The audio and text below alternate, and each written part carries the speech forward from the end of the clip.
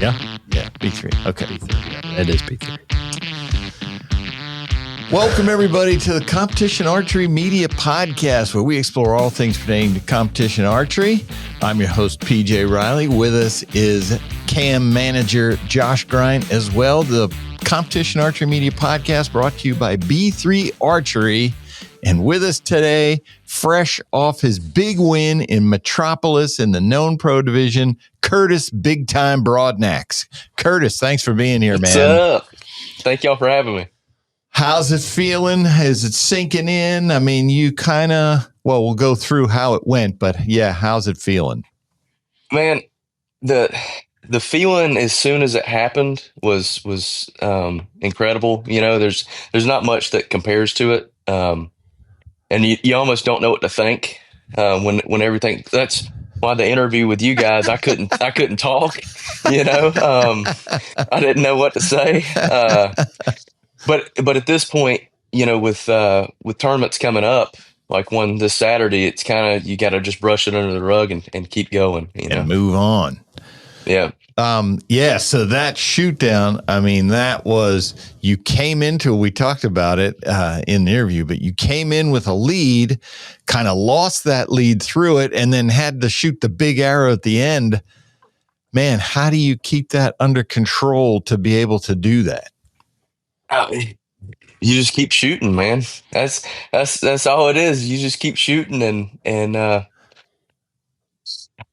I hope the other person messes up, which they didn't, I knew Jimmy wasn't going to miss that 14. Yeah. And, you gotta shoot it. You gotta hit it. So I mentioned in the broadcast, Curtis, you know, because for just speaking to that, you just got to keep going forward. I remember, I don't know how many years ago it was when you were at Indoor Nationals and had target panic like nobody I've ever seen before. I think you shot the wrong target, you know, in an indoor tournament. And Darren Christianberry, you know, he remembered that as well and was like, yeah, and like the next week you just came back like nothing happened. Yeah, man, you just got to keep shooting through it. Is that target panic something you like still deal with? Or, well, you know, so I wouldn't necessarily call it target panic. More or less is just a little bit of anxiety, and everybody that punches, you know, you deal with it, right? So if you're in control of your shot, you're always gonna deal with some sort of anxiety that's gonna come, or some sort of anticipation, and it's just like a ginch, right? You know, you can be at full draw and you ginch and then your pin goes all over the place. Well, you just bring it back up and shoot it. You just got to keep going. It's part of it, right? So you just got to accept that. Yeah. So. Was that when you had that issue at Indoor Nationals, NFA Indoor Nationals? How many years ago was that? What year was that? 2021. It was a few. Yeah, 2021. And it was more than Indoor Nationals because I remember watching you in Yankton at events, and you had a period there where we talked about it. I mean, you looked like a dum-dum rapper going down the sidewalk in 70-mile-an-hour winds. And yeah, and I had another spill of it for a brief, like three tournaments in a row, and they were all indoor. Yeah. When was that? I don't know if it was last year or the year before. Yeah. But I had that, and then no, it was last year because Benning. I finished second that next weekend after Indoor Nationals, and I was just trying to work through just pulling through shots in the indoor event, and then I just went back to my super light button the next week. Jeez. So so I was going to say, what is your shot process? Use a thumb button, and it's just super light. Yeah, and so I come down to the target. And as I'm coming down, I'm increasing pressure in my back and trying not to really push, just having steady pressure. And then I just let the pin do its thing and try to pull to slow it down or stop it where I want to, and then send it whenever I feel like it. Yeah. So we're talking about the win in Metropolis, but you've been having a pretty good year anyway. I forget all the stuff that you've won. Going backwards from Metropolis, what did you won? You tell me, I'm forgetting. Well, yeah, you're good. So I made the World Cup team this year. So I've been going to the World Cups as well as the 3D tournaments and the indoor stuff. I had a decent indoor nationals this year. I believe I finished 5th there in the shoot off, and then going through the last thing that I had done was in Turkey, winning the mixed teams gold medal, but I qualified well. I just didn't do well in elimination matches, and old Jimmy ended up beating me. Yeah. So gold medal at the World Cup. Have you gotten those before? So back in the youth days, doing the youth world championships. I got 5 medals overall from those, but no, I haven't gotten a senior division gold medal until then. First one in the so what's that like? How does that compare? I don't think I asked you about that before. It's really cool, but it's really cool now since the mixed teams is in the Olympics. Yeah. So it's kind of, it means more now. But nothing compares to individual stuff. Gotcha. So that is the only thing that will be available in the Olympics. And I believe we've talked before that you're planning to gun for that, correct? Yes, sir. Going to try to. So, yeah. So that, you're shooting all this 50-meter stuff in advance of that. We're assuming that is what the format is going to be. And we're how many years out from that? That's 28, correct? Yes. 3 years. Yep. 3 years. So what's your thoughts about that? Going forward, how you feeling about that? It's still 3 years away, but honestly, there's not really been a whole lot of thought to it because I'm sure they'll do a trial process in 28 for it. So it's just keep shooting, and then when that comes around, try out for it. If you make it, you make it. If you don't, you don't. But I would love to make it. That'd be really cool. Yeah. Did you've been coming up through the youth archery. At any time, had the Olympics ever entered your mind, or were you just like, compound's not in it, so I'm not thinking about it?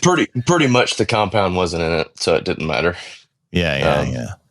Because there wasn't ever really shown a whole lot of intention of it ever being there. Right.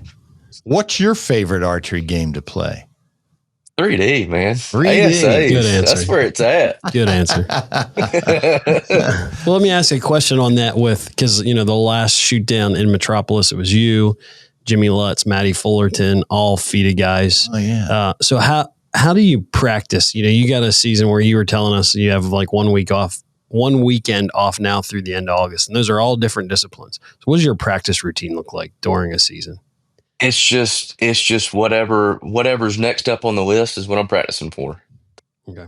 And I mean, it all based on how much time I have off, with how much work that I can do in that time off.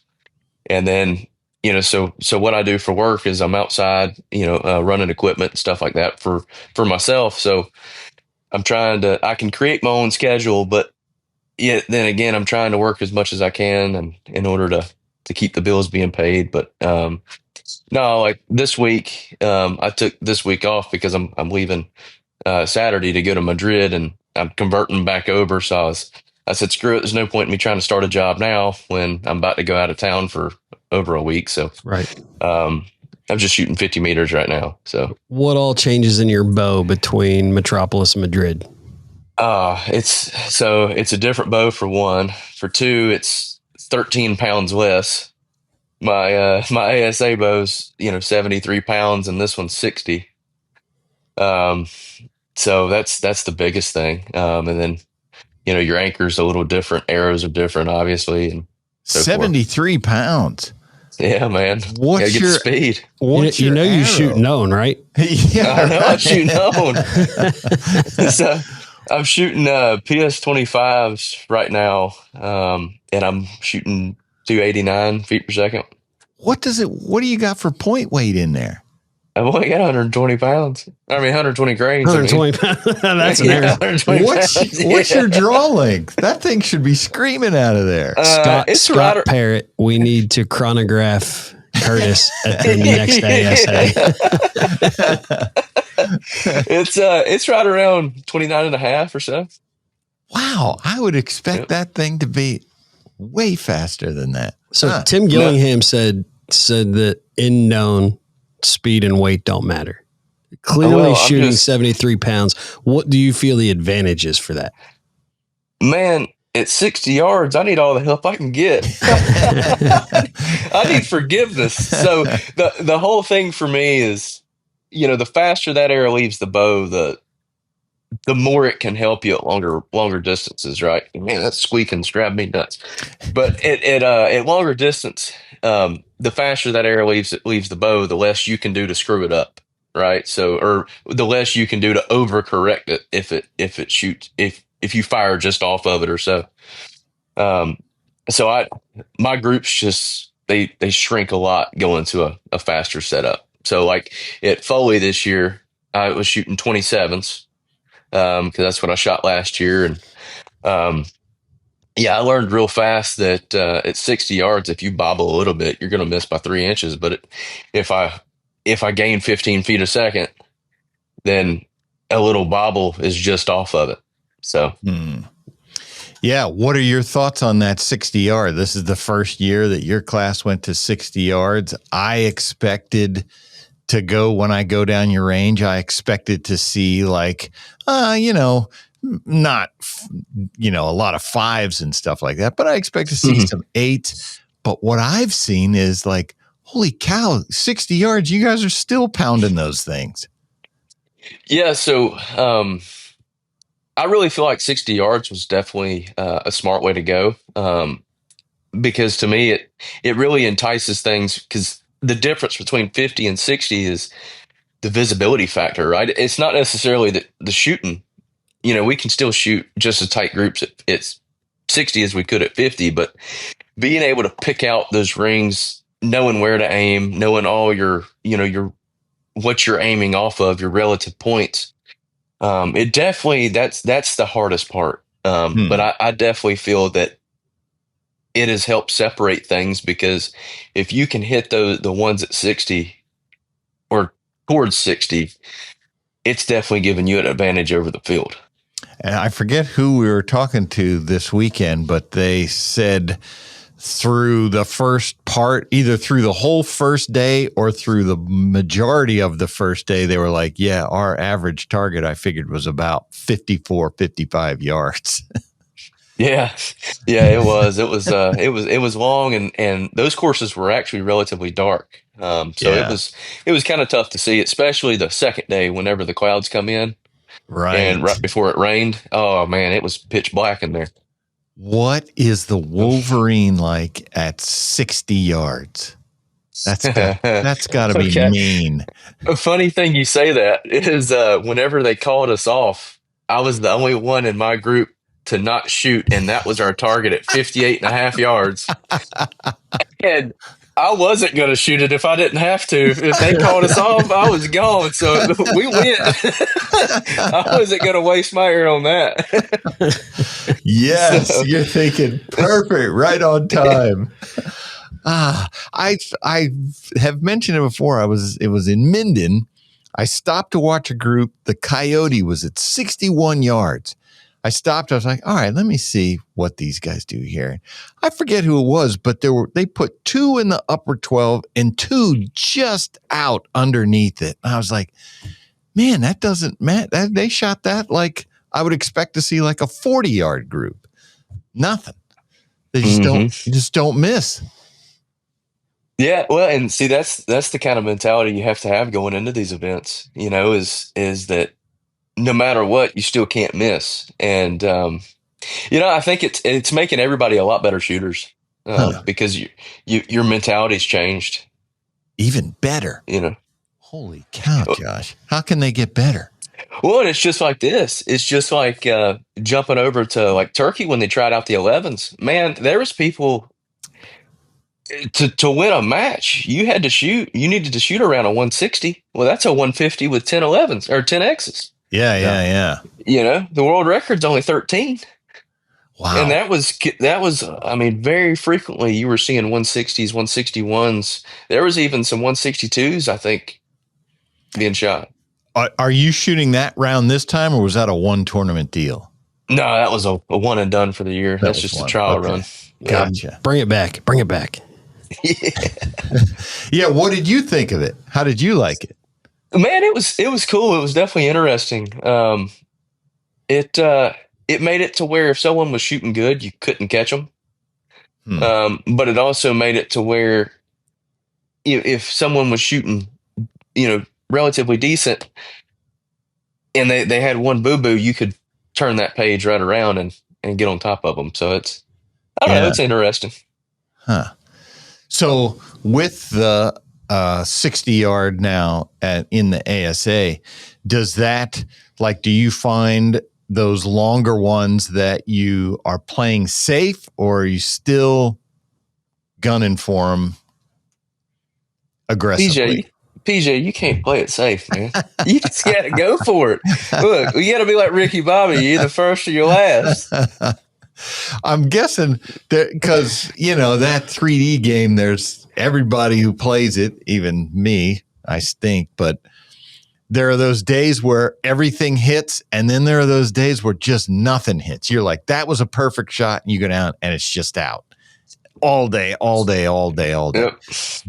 Does that? I'm guessing you have days like that too. Oh, everybody does, man. Everybody does, and that's the days that it's really aggravating, and you're tearing everything apart to figure out why in the world this is happening. When in all reality, it's just you. Well, speaking of which, I saw you Saturday. It was no, not Saturday. I think it was after the team round. You were at the Lancaster Archery bow press, completely taking things apart. Like the tournament's about to start, and you were ripping stuff apart. Yeah. So the reason why I was doing that was because I hadn't shot my 3D bow since Louisiana. So with that being said, I had been doing nothing but shooting my 50-meter bow, and gotcha. A few things in my shot had changed, how I anchor and all that stuff slightly. So I had to make that bow feel the same. So I tore it apart. It felt like 3 or 4 different times. We got it though, just in time. It was a buzzer beater. But what were you tweaking? I think I saw you moving your peep.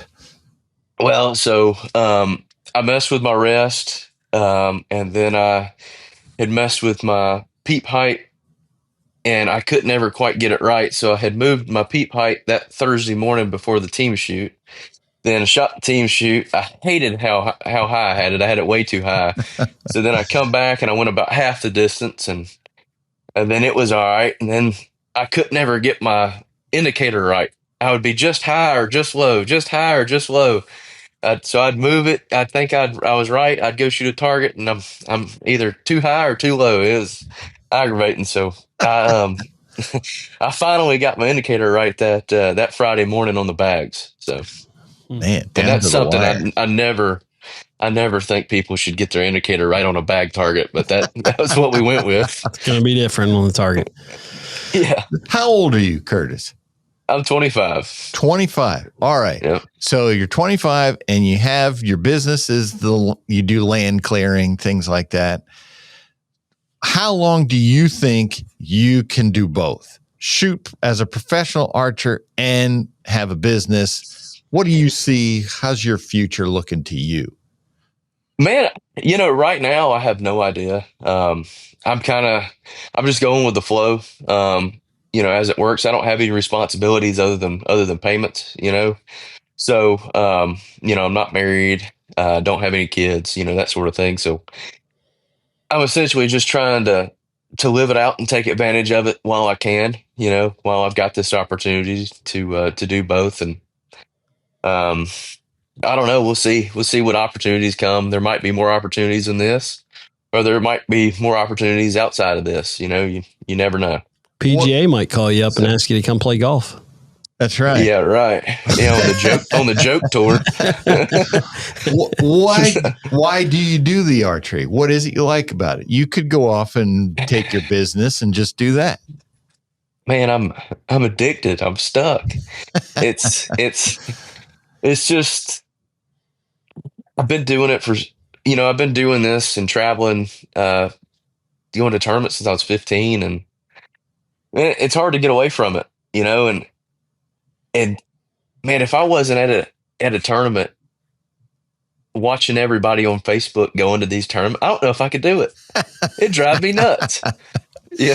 And I'm guessing when you hit that podium, especially the top, that just feeds your addiction. You want to need another one. Need another one. Yeah, that's right. That's right. So I had a couple of questions about your competition, especially on the known side.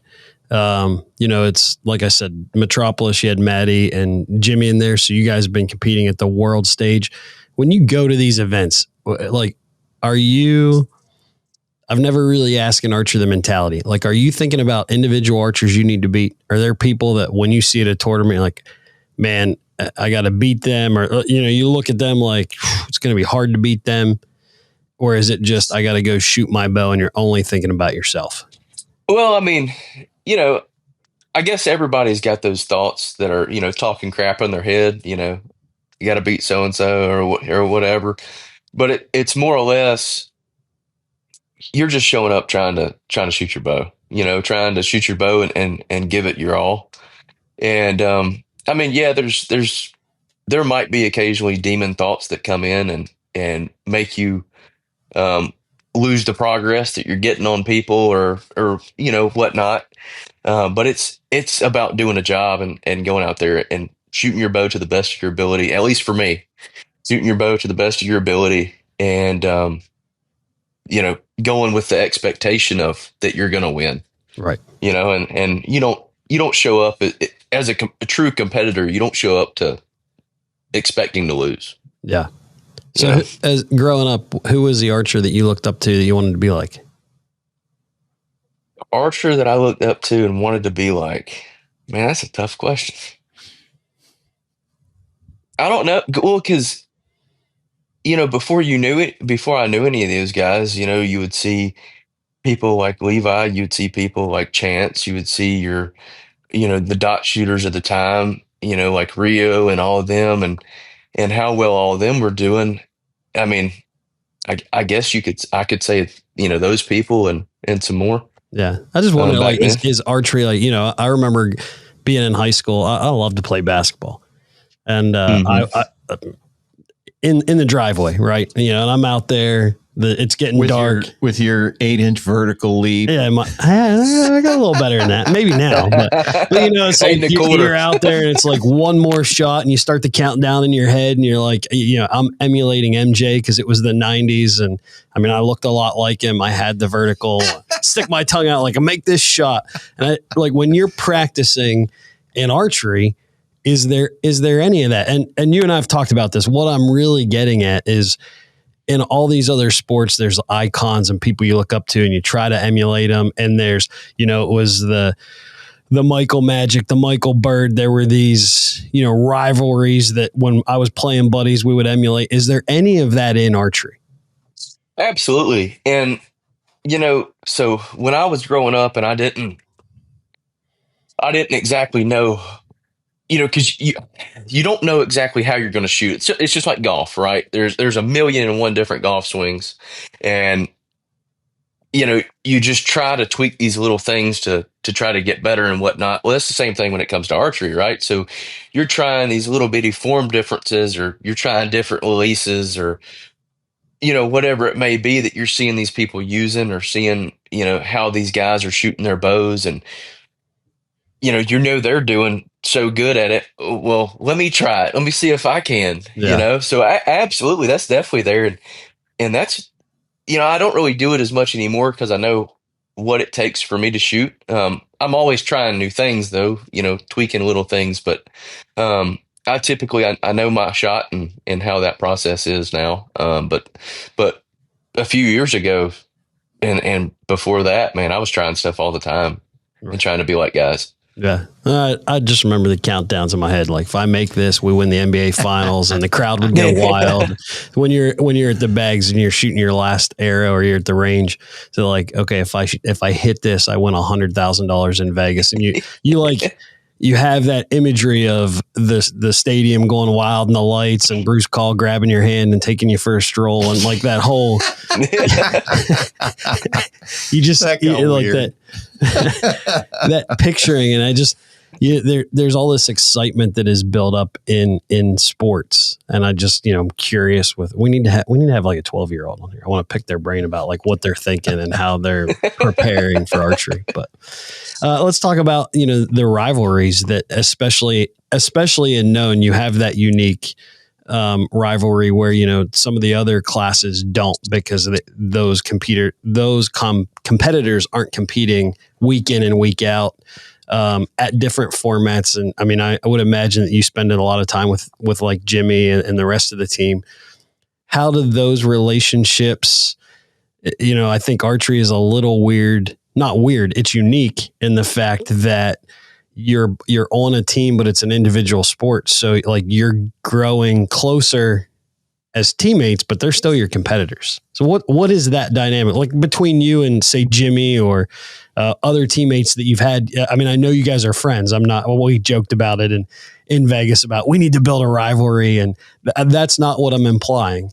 It's just how is that dynamic of we're teammates, but ultimately, I mean, Jimmy beat you at the last World Cup. So how does that play out? Like you guys grabbing a beer afterwards and everything's cool? Is there some like, you son of a, I'm going to get you next time, Well, so there's a lot of smack talk, talking crap for one another, but it's all on a friendly side, right. I mean, me and him are really good friends, and I think we've gotten closer the more tournaments we shoot against each other.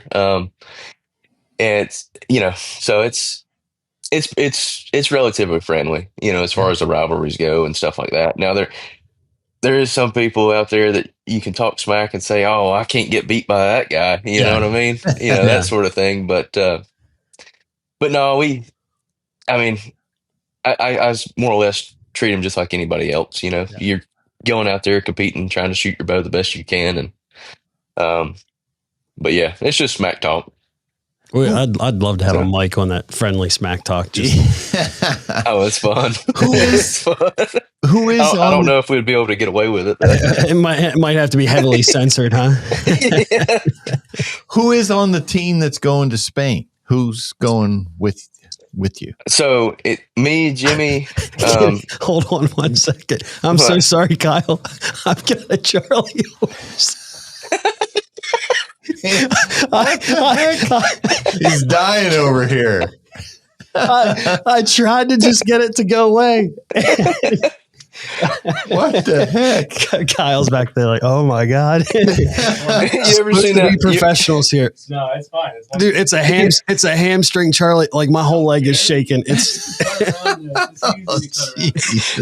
you ever seen that video? It said, "Get that boy some milk." All right. I think we're good. I'm so sorry for the interruption. Don't cut that out. You got to leave that in. It started quivering and I was like, it'll go away. And then it was that. Nope, it's here. Sorry. I forgot what I asked. Oh, who's on the team going to Spain? Me, Jimmy, Jesse Clayton, and then Louis Price. Oh, okay. Louis, he hasn't been in one in a while, I don't think. No, and so what they did for this one, we had the world team trials. So there's a world championship in the beginning of September that's in Korea. And so what they're doing is they're taking that team and they're going to Spain in World Cup Stage 4 as the team instead of doing the typical world team. And so with that, the fourth place guy says there's only 3 people going to the World Championships. So your fourth place person, which Louis ended up making it. And so that's the team we got to go to Spain. So. Is that to give you some practice with the team for the men's team? I'm assuming so. Yeah. Because you probably won't. I mean, you shoot with Jimmy, but Jesse, you probably don't get to shoot with him much. No. Yeah.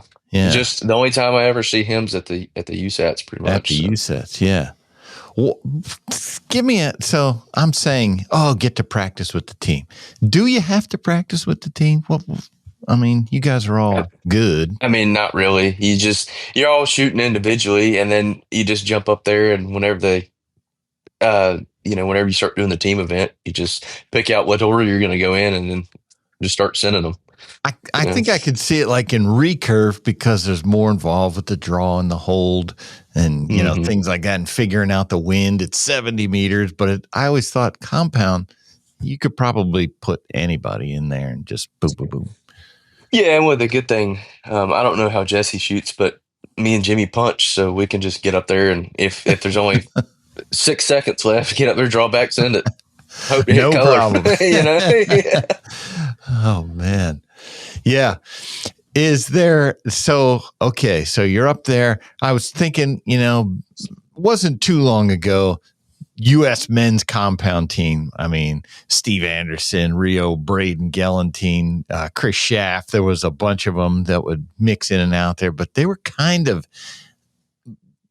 ones to beat. If they went to a tournament, that was the team in the team rounds to beat. But It doesn't seem to be quite that way now with the U.S. How do you feel about, do you want to get back to that? Do you think about that at all? No, but, I will say, I mean, that is a good point. But you know what? We're going to change that this week. This weekend, or next week, we're going to change that. There we go. That's what I like. You're lighting some fire now, PJ. That's what I'm talking about. All right. So if the USA is a team to beat, who are your second and third place contenders? Who do you think the strong teams are out there? That's a good point. I'm trying to think. Who was the really strong teams from last time? Korea's good at pretty much everything. Right. Especially on the recurve side. They're really, really, really good at recurve. Man, who was the teams that were really good last time in Turkey? I don't know. I think the Korean. You put me on the spot. You got me. Did the Korean men win it? I think they did. Yeah, it's irrelevant. The heart behind the question was really are there teams out there you guys are paying attention to? You know what? Yeah. You know what? The Denmark team. Yeah. They just always end up beating the United States. So we gotta put a stop into that. I was thinking Stefan and Maddie. Stefan's not competing on the World Cup. Oh, that's right. He's not doing that this year. Yeah, he lives in the United States now. Yankton, South Dakota. Yeah. And then there's always they'll be France. They're pretty decent. They got some good archers. Then there'll be, India. India.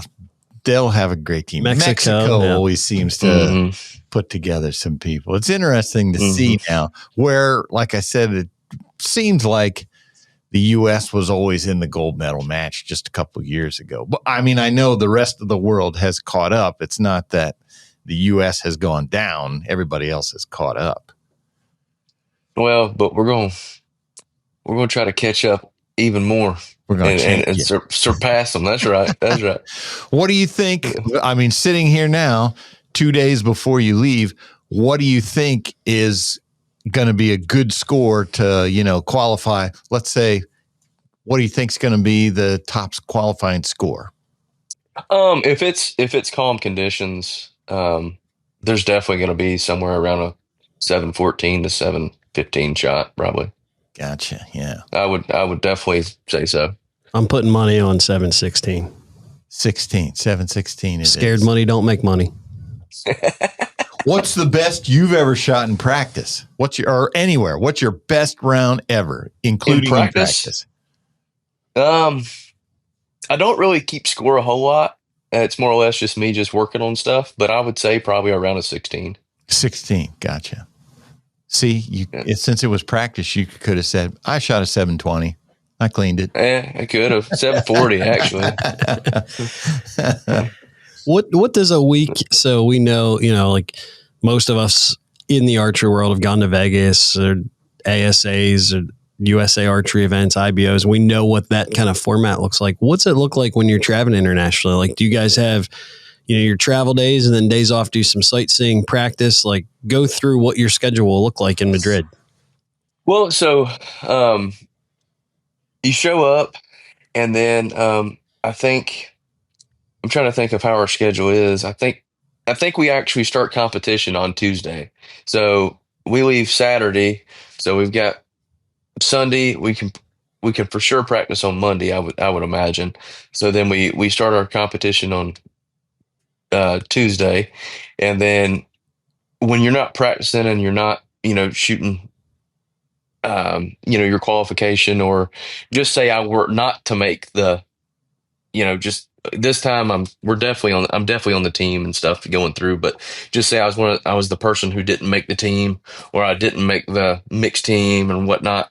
But then I would have a ton of downtime, because you shoot that qualification and then you've got teams the next day, and then you might not have eliminations for another day or two, and then they do the gold medal matches and stuff will be on Saturday. So you would have so much time to not do much. But granted, being on the teams and doing that stuff, there's going to be some downtime and some time to, maybe go out and see the city and stuff like that. But there's not going to be a awful amount, So no matter what, the mixed team is just the top men, top woman. Yeah, well, typically speaking, this time, so how they're doing it is it's based on how trials went. Oh, okay. So how the trials went. So, well, I don't know. I don't know if they're doing that for Spain. I know they're definitely doing it for the World Championships. So, like, I would definitely be with the mixed team Gotcha. in the World Championships, just because of how the trials went. I don't know what they're going to do for Spain, actually. So I don't know, but typically speaking, it is the top qualifying man and qualifying woman. Gotcha. So, do you know who the women are who are going for compound? well, you've got, I know Paige is going as a 4th place spot.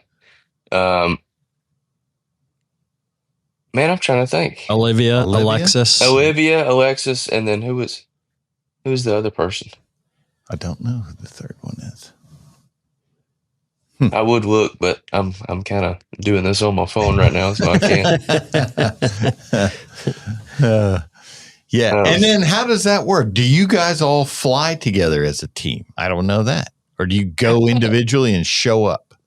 It's pretty much going individually and showing up, but you try to make it to where people end up on the same flights potentially, or landing around the same times, because everybody's coming from such different places. Yeah. But I think a lot of us actually have the same Atlanta flight direct to Madrid. Yeah. So a lot of us are going to arrive at the same time, or arrive, I guess same time. But now, is that something you book, or does USA Archery handle the bookings for you? Like, hey, I need to fly out of this airport, and they take care of it, or are you doing that yourself? We pick our flights typically, and they give us a certain allowance, shall we say. So, like, I can go whatever airline I would want to, and I'm getting a certain allotted amount, which is the airline that they would choose, right? And whatever those ticket costs are. So they transfer it over to us, and then if you're in the top 3 spots, you get paid for being on the trip as well. So that whatever the difference is from your ticket to what they would pay comes out of your stipend. Yeah. And that was less a money question and more logistics. Like if you have all these people just handling their own stuff, or if there's a kind of a travel coordinator. No. And this year, so we've got a team leader, and she helps handle all that. And this year they did something different by having AAA, do all our booking and stuff like that. So we could tell them what flights, but they would end up looking it up and booking it. But that made it kind of aggravating, because you can't go on and change your flight. You can't, like, if you need to, there's an emergency, you can't change your flight. You can't upgrade your seat. You can't do anything, because it's all through AAA, and they're the ones who have to do that. What's the accommodations like? Like, do you all stay together as a team in the same hotel? And is it usually a nice place? Yeah. Well, so Florida was nice. So this is my first year being on the world team. So I've got 2 tournaments so far this year under my belt. I didn't go to Shanghai. Right. I opted out of that one. But Florida was nice. Turkey was nice. Everybody stays at the same hotel.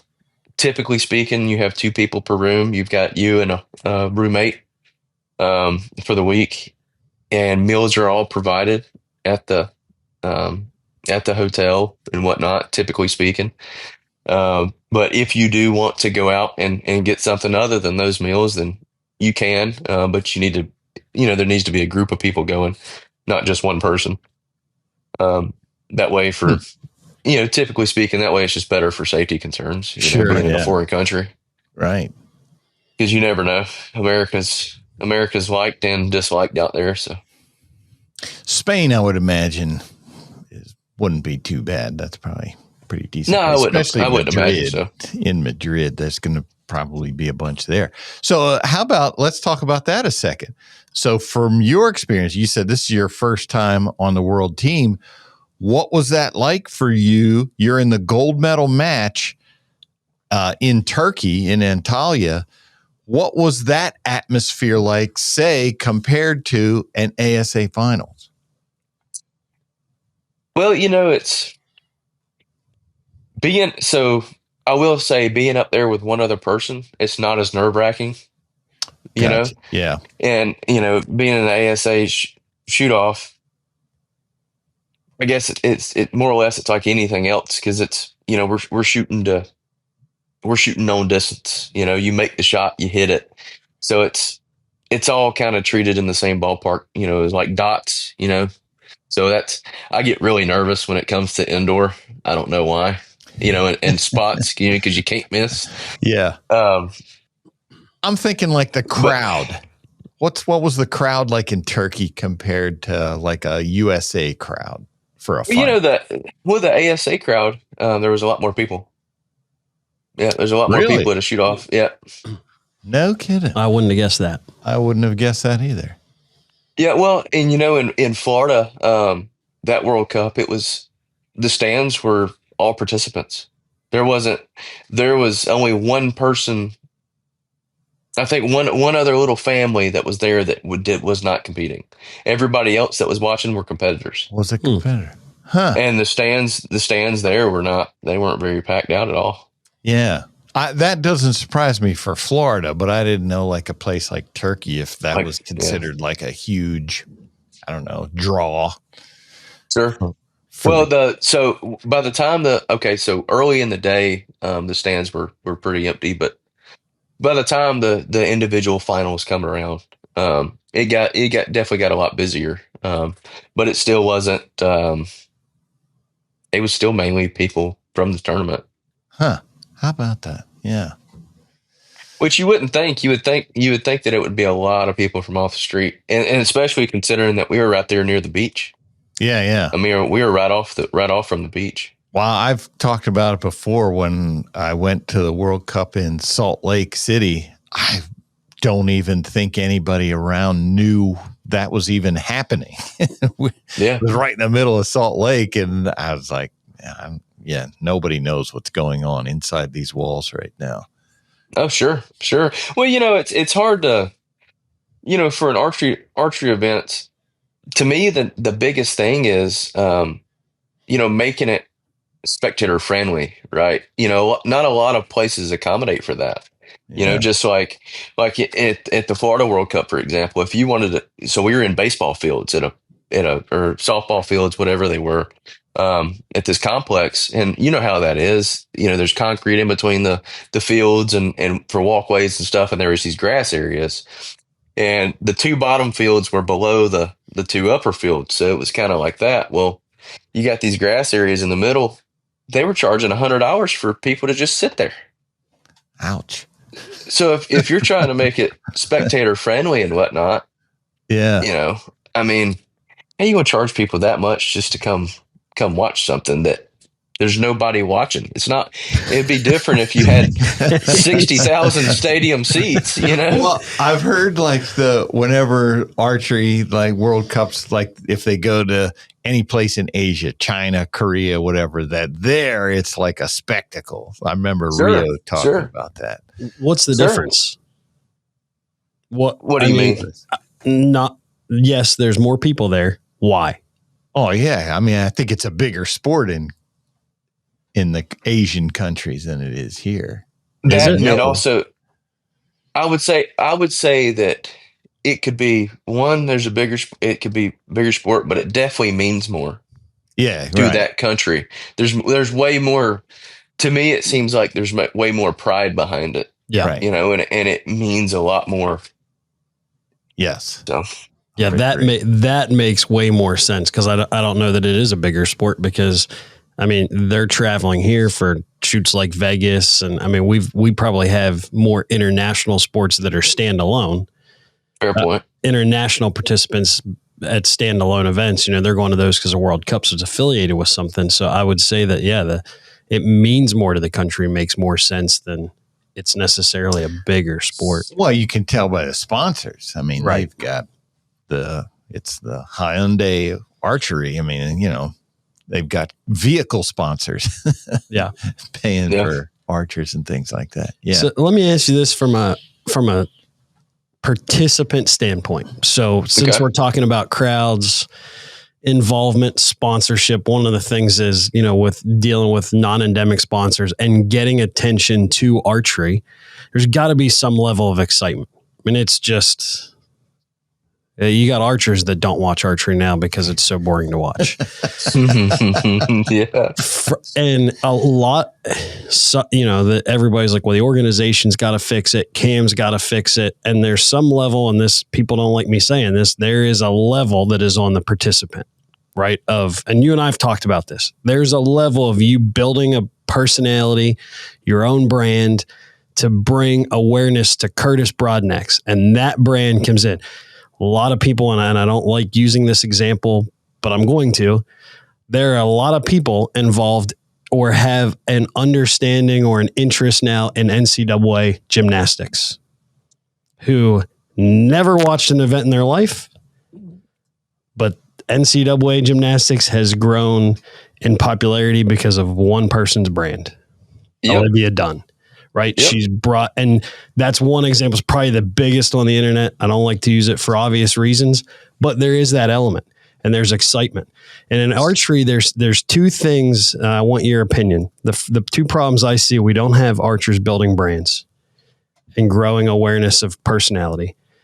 And then the second is a resistance to change when it would come to atmosphere. So let's use, and we'll use one that is a conflict in the sport that it is. Hole number 16 at the Waste Management Phoenix Open. Your traditional golfers hate it, but a lot of the non-golf world knows what the 16th green looks like at the Waste Management Phoenix Open. Yep. And, traditional golf balked it, but it brought attention and you had people embrace that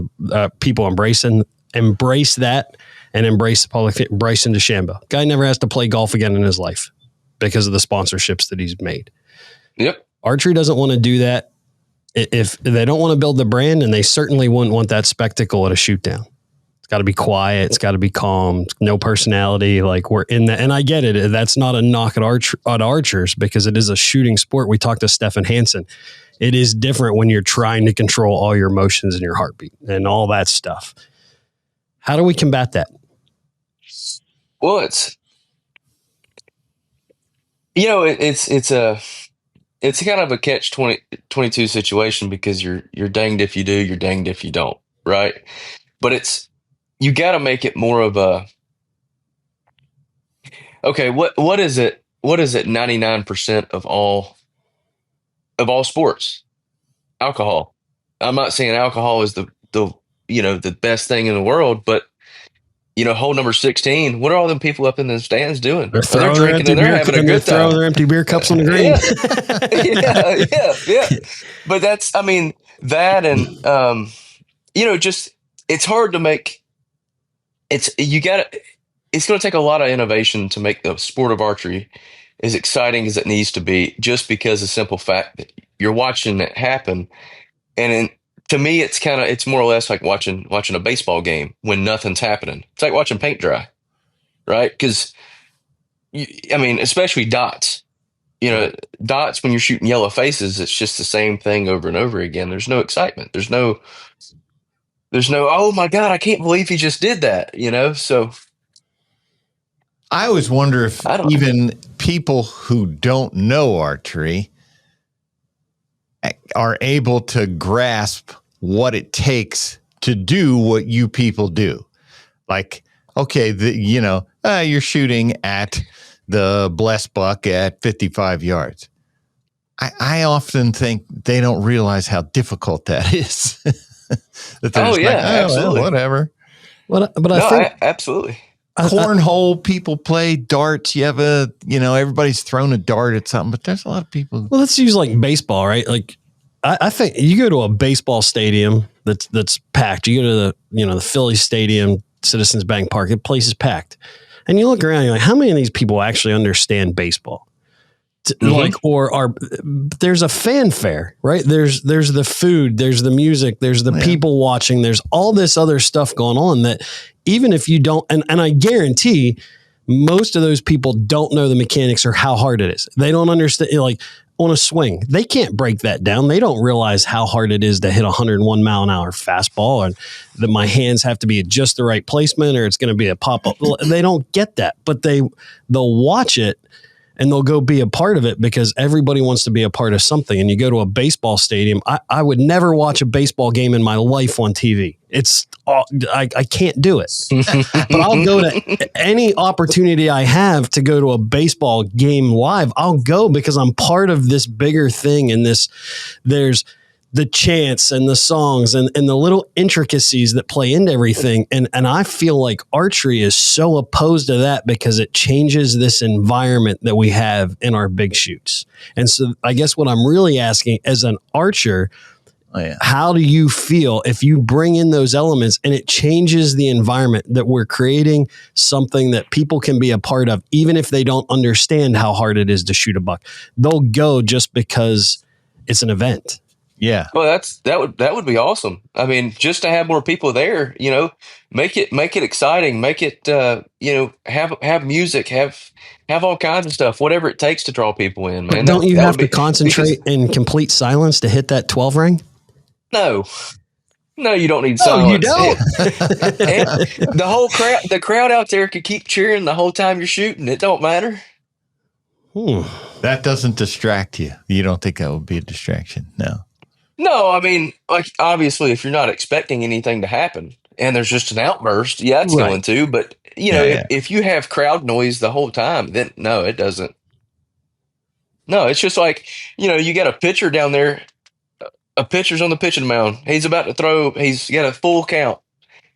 The other teams, saying ball four. Well, taunting him and that's just part of it, Right. And I think that is the big draw. Like the current format of archery, only an archer is going to come watch it because there's nothing else going on to draw them into, whether it's live, certainly televised, they're not watching, but even live, unless there's an atmosphere built, you're only ever going to get archers to come because there's nothing to be a part of if you're not. Well, hold on. Curtis just gave us. So next shoot down, you're going to shoot your arrow and turn to Jimmy Lutz when he's a full draw and say, miss it, miss it, miss it. I'll tune in for that. Oh, man. Well, and for example, as far as creating an interesting dynamic, look at what the Savannah Bananas have done, with a baseball team. I mean, they're doing so just entertainment stuff out there, acting goofy. And they've got, I don't remember, I saw a video the other day. I don't remember how many sold out stadiums that they already have booked. I looked out. So they came to Citizens Bank Park last year. And my daughter and I like watching them on, the reels and stuff. And I looked like, I'll get tickets. Well, the way they sell their tickets through their website is like early, and then they, StubHub them. The cheapest ticket I found was $1,100 to go That's see an crazy. exhibition baseball game, right? Like it's not even, and there is that environment level. So I want to ask one more follow-up question. We can change subjects if you guys don't like this, but you've been in it now for 10 years. You've shot all the disciplines. So you've been there for old school. You know, this is the way it's always been. You can relate to those guys. You're also a 25-year-old, still a young guy, probably look at things a little differently. How does archery combat that? You know, this is how it's always been. It just, how does it combat it? Or not even combat, because I don't want it to sound like an aggressive term, but how do you bring that along to, because you get it, you know, you are part of that. You would be old school, even though you're a young guy. So, you know, the pushback and intricacies of archery. What do you see changing? Well, you just have to, you would, in other words, just have to convince people that change has to happen in order to grow the sport, because you can only go so long doing the same thing over and over again. What's the definition of insanity? Doing the same thing over and over again and expecting different results. And I mean, to me, our sport's not really growing, you know, I mean, it is, but it's not. Much of it's on the decline. Absolutely. Just like, you know, for example, just say an ASA shoot, you know, there was a few years ago, we were getting 2,000, 2,200 people at shoots. And then now it's, how many was it Metropolis? 17 and change. Yeah. Which is about average there. I mean, the ASA's actually, you know, and I have to jump in here because I always get, back in the early 2000s, there were thousands. No. And the numbers, you can look at them on the website. So it was 2003 beyond, and it has a gradual growth all the way through now. So it's not, that's not in defense. Like, it should be much bigger than that. Right. So at best we could say that archery is either maintaining or declining. There's certain disciplines for, you know, obvious host of reasons, but sure. When you look at that, you know, and one of the things you touched on is like, you have to be willing to change. I get all the time, you got to have, whether it's CAM or ASA, you got to bring non-endemics in. But the mentality of archery, and this is an old school mentality that has to change. The reality is we don't have a product that non-endemics want, which means we can't call the shots, whether it's an archer, a manufacturer, a media company, an organization, because they're going to measure the value of a sponsorship on ROI. So that is going to take us as an industry adapting and changing, just like every other professional sport has done throughout the years, to make sure that they are creating something that people want to be involved in and want to watch, so that there is a measurable ROI for a business that is not related to our industry. And so you hit the nail on the head there. We've got to change. And I think some of that, I love talking to you, some of that change is going to be grassroots at the archer level of growing that brand and bringing some of that excitement to yourself. And then, you know, organizations and media companies saying, we're going to make these changes. And, you know, it's encouraging. And I wanted to get your thoughts, because you can speak knowledgeably from both sides of that, a young guy who wants to see it grow, but also have been around it long enough where you understand how things were and you want to keep some of that. That's not a negative comment. I'm not making a negative comment to the old school. This is how it's been. This is a more, how do we work together, right, to get there? Absolutely. And like you were saying, though, you know, if somebody, you know, a sponsorship from the outside coming into our industry, right, they're definitely going to want to change things. And that's the whole problem is people being afraid of change and being afraid of being told what to do. Like that makes, I mean, that's just the common sense answer right there. That's what they're wanting to do. And that's like you said, that's why we haven't went that direction. Among the archers that you're competing with, do you sense that fear of change or hesitance for change, resistance to change? Well, I mean, I don't know, because I feel like now, rather than a few years ago, now would be a better time than ever for that to happen, because money for professional archers is not there anymore, is like it used to be. So, back when I first got into this and I was a kid, I was 15 coming through, man, there was 6-figure contracts out there. I mean, there was a good bit of them. And now there's not hardly any in the industry anymore. I mean, there's some, but there's not much, not many. And so you guys definitely see that, the pros, notice that. Absolutely. It's being driven by, and it's a influencer driven sport now, as far as money goes. So a better way for us to get more money as the competitors would be to bring out outside sponsors. That way there's more money. There's only so much money in the industry to go around, and everybody's feeding out of the same pot. So if you bring in an outside sponsors and that sort of thing, then that brings more money to the event itself. The sponsors in the industry can just cover shooters and that sort of thing, and who they want to move the needle for them and whatnot. And it just makes everything a better thing. Influencer driven. He said the word, and you could mic drop after your statement there, Curtis. That was very well said. The one thing that I think that I've gotten pushback, or not me personally, but I've heard the pushback to that is, well, we don't want to do that. In archery, like what? Archery's different. Well, listen, this is not a problem that stems because archery's trying to go and doesn't have a way, so we have to do something. We need to be influencers. That is the world that we live in. It's all sports. I mean, I already alluded to Bryson DeChambeau. Guy's got a massive YouTube channel, has totally changed, as a personality, golf. But you look at pro football players. I mean, they're all doing social media. They're all creating contents. They're hiring teams. And I'm not saying you have to hire teams. Obviously, their budget's bigger than most archers, but creating that content and adding value, name, image, likeness, taking over college, right? Like, it's in all sports. Softball, heck, chess club now probably has name, image, likeness. Like, that is the world we live in, and archery has to understand we can't be an exception. If we want to have that appeal, we've got to do the same thing in content creation and brand growth. Yeah, I agree 100%. And, granted, they have those people in other sports, they have a lot bigger platform to get started from. So like for us in archery, the competitive nature of it, that whole industry, it's not very big. So therefore, your viewers and your people who are wanting to follow the athletes and stuff that are competing, it's not that big of an opportunity.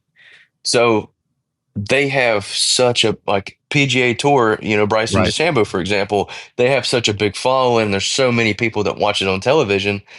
It's such a better opportunity for them to blow up and get bigger as individuals.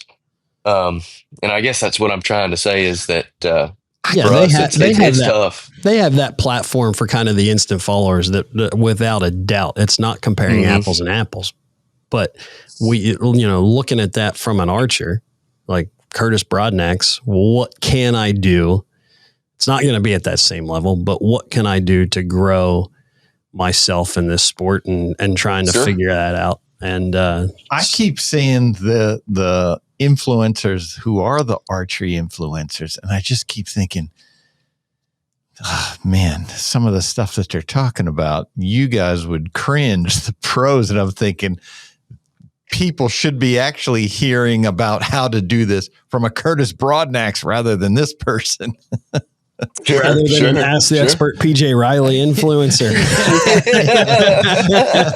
No, but see, how many 12s do you hit in shot of the week? That's Ask the Expert. I ask the expert. That's for sure.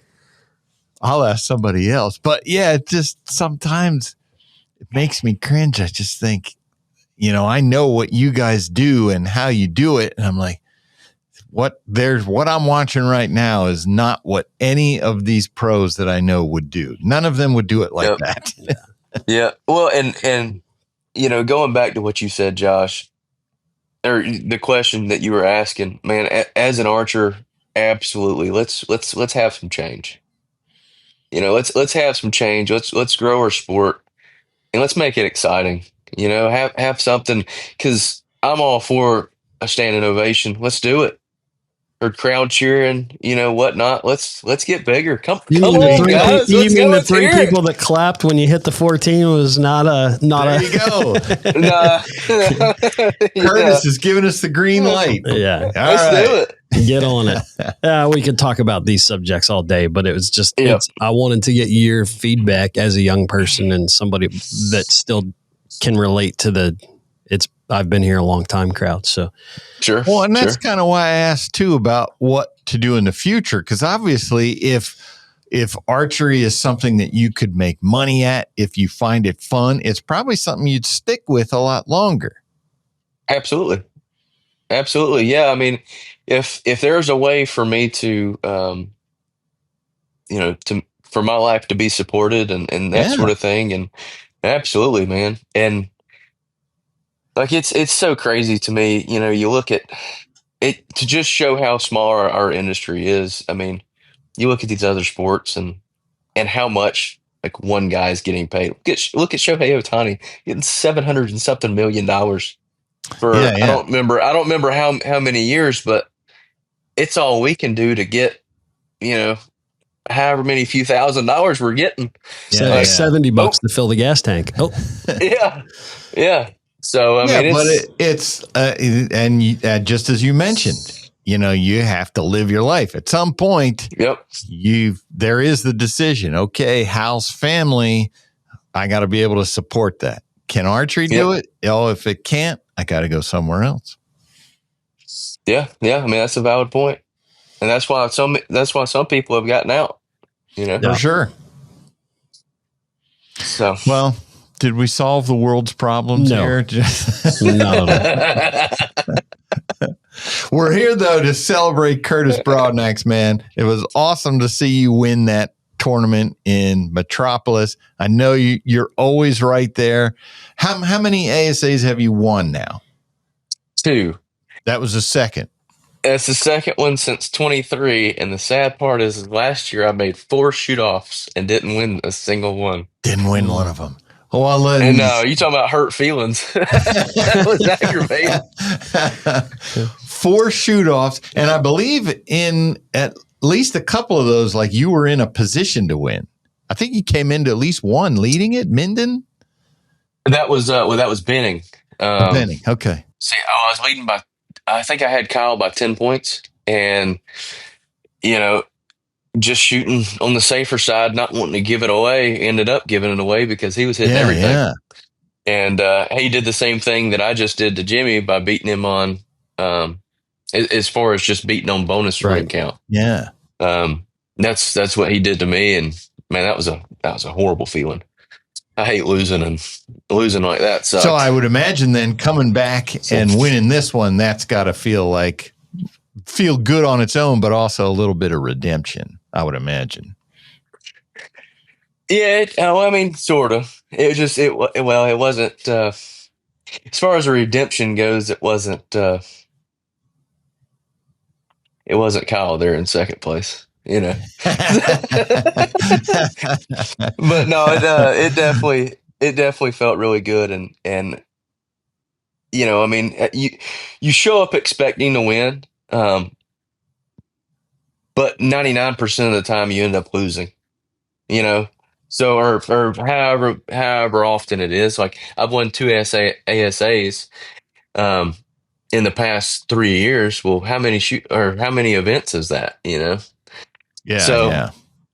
It's a really, really good feeling when it does happen, though. It's hard to put words for it, because like I just kept hugging everybody after I realized like as soon as that air hit, I looked at Robert, and he was my umbrella guy, and He went, so I went,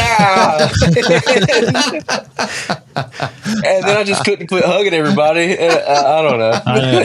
It was 100 degrees with 110% humidity, and he was hugging everybody. I was running the other direction. Yeah. It's too hot for that nonsense. Oh, man. Well, good for you, Curtis. Best of luck here. Before we go, though, go ahead. Tell people where to follow you and just give us an update of your schedule for July and August so that we know where to keep an eye on Curtis Broadnax that he's competing at. Yes. Yeah, absolutely. So you can follow me on Instagram as Curtis _Broadnax, or you could follow me on my archery page on Facebook, which is Curtis Broadnax Professional Archer. And then my archery schedule for the next 2 months is I go to Spain this weekend, and then I get back for about a week and a half, and then I go to Buckeye, which is in Ohio, for the 4th USAT. Then I go to Coleman. As soon as I get back from Coleman, I fly to China for the World Games. Then I get back from that 2 days later, I go to Missouri for Outdoor Nationals. And then about 2 weeks later, I go to South Korea for the World Championships. And then that is it. And hunting season starts. It's a busy schedule. Best of luck in all those tournaments, Curtis, and we'll make sure we're following along and wish you the best. Yes, sir. Appreciate you, man. Oh, thank you guys for having me. I really appreciate y'all. All right, folks, that is another episode of the Competition Archery Media Podcast. You can find it on all the platforms, wherever you find your favorite podcast. Thanks for being here.